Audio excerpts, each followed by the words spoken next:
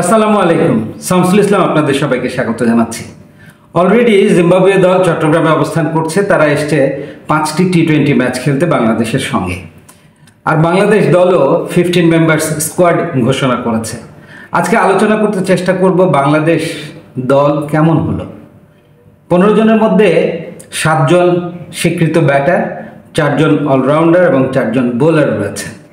Batter হিসেবে রয়েছেন Liton Kumar Das wicket keeper, Tanzid Hasan Tamim, Parvez Hossain Emon, দুজনেই তারা ওপেনার, নাজমুল হোসেন শান্ত, তাওহিদ হৃদয়, মাহমুদুল্লাহ রিয়াদ, জাকের আলী অনিক, তিনিও উইকেট কিপার ব্যাটার।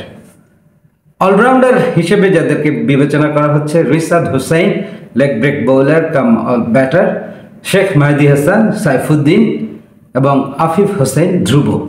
বোলার হিসেবে তাসকিন আহমেদ, শরীফুল ইসলাম, তানজিম হাসান সাকিব এবং তানভীর ইসলাম।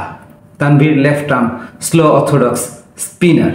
দীর্ঘ 18 মাস পর ইনজুরি থেকে সেরে রিহ্যাব করে ম্যাচ প্র্যাকটিস করে ফিরেছেন দলে পেস বোলিং অলরাউন্ডার সাইফুদ্দিন। তার এই ফেরাটা বেশ ইতিবাচক। দলে একজন সুইমিং অলরাউন্ডার খুবই দরকার। এবং দীর্ঘদিন বাদে দলে ফিরলেন আফিফ হোসেন ধ্রুব, পারভেজ হোসেন ইমন ও তানভীর ইসলাম।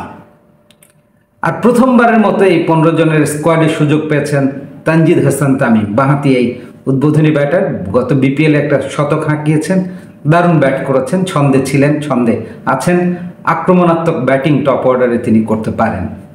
সর্বশেষ শ্রীলঙ্কার বিরুদ্ধে যে 3 ম্যাচের টি-20 সিরিজের দল ছিল, সেখান থেকে বাদ পড়েছেন এনামুল হক বিজয়, তাইজুল ইসলাম এবং নাইম শেখ।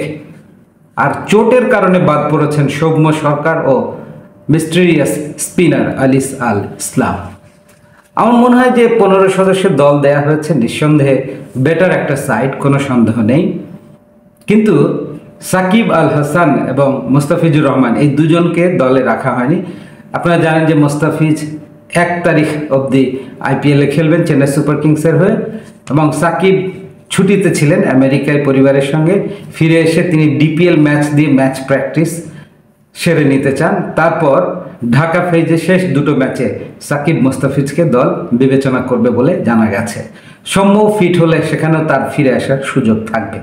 এর মধ্যে এই যে প্রথম 3টে ম্যাচের জন্য চট্টগ্রাম পর্বে যে 15 সদস্যের দল দেওয়া হয়েছে, এখানে পারভেজ হোসেন ইমন, তানজিদ হাসান তামিম এরা যদি ভালো করে লিটনের সাথে উদ্বোধনী জুটিতে ব্যাটার হিসেবে, তাহলে এরা কিন্তু দলে থিতু হওয়ার জন্যে স্পেশাল ক্যান্ডিডেট হয়ে যাবে।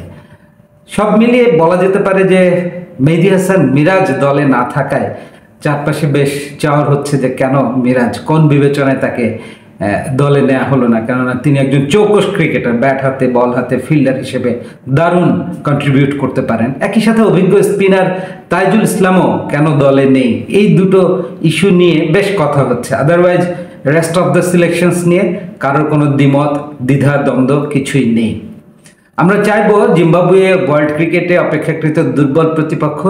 হোমে বাংলাদেশ ডেফিনেটলি জিম্বাবুয়ের চেয়ে সুপেরিয়র সাইড, কিন্তু তাই বলে কয়ে প্রত্যেকটি ম্যাচে বড় ব্যবধানে ওদেরকে হারিয়ে দেওয়া সম্ভব হবে বিষয়টি তেমনও নয়। যেহেতু ফরম্যাটটা টি-20, তারা লড়াই করবে এবং অবশ্যই আমাদেরকে বিশ্বকাপের আগে এই সিরিজটা দিয়ে প্রস্তুতি সেরে নিতে হবে, টিম কম্বিনেশন খুঁজে নিতে হবে।